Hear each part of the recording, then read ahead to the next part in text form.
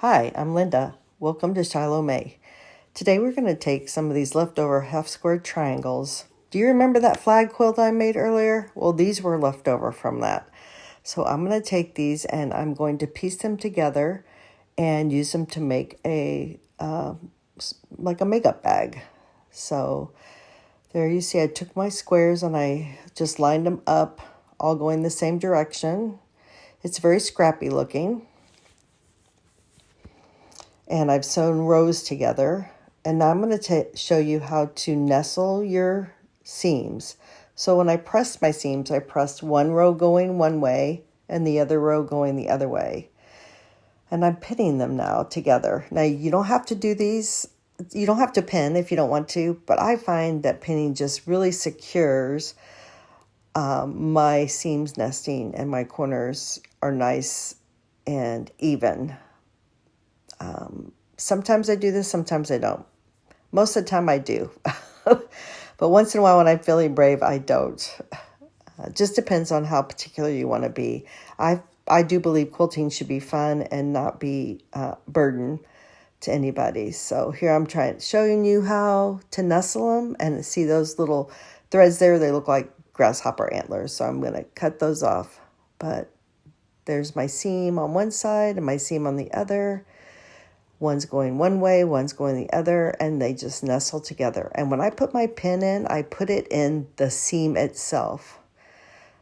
So I make sure it goes in where the seams are matching and comes out where the seams are matching. All right, so now we're just ready to go to our sewing machine, and we're going to sew 1/4 inch all the way down. And here we go. Now you'll get to see what the first two rows look like. And there you have it right there. And then I'm going to do the third row the exact same way, putting my right sides together and nestling those seams. I sped this up so you don't have to watch me do all this again. But again, I'm just nestling my seams together.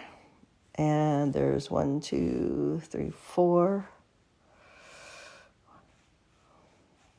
seams. And then I'm going to stitch a 1/4 inch seam allowance down the side. And if you don't have some of the seam tape down here that you see on my machine, I highly recommend it. All right, so there's row 3. My 3 rows all stitched together. And now I'm going to pop one I've already pressed over here so you can see how my seams are all nestled together nice and neat, and it's nice and flat. And this is what I plan on making with the finished product. It'll just have a little different look, but it will be a scrappy makeup bag.